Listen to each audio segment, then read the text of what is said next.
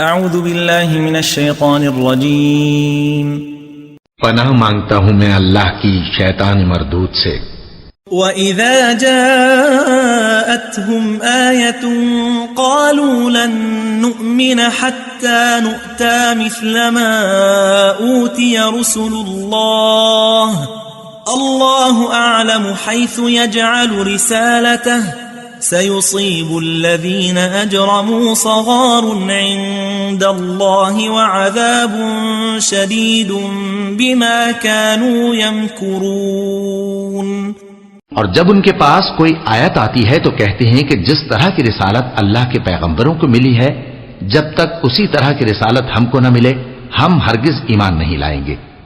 اس کو اللہ ہی خوب جانتا ہے کہ رسالت کا کون سا موقع ہے اور وہ اپنی پیغمبری کسے عنایت فرمائے۔ جو لوگ جرم کرتے ہیں ان کو اللہ کے ہاں ذلت نصیب ہوگی اور عذاب شدید ہوگا، اس لیے کہ مکاریاں کرتے تھے۔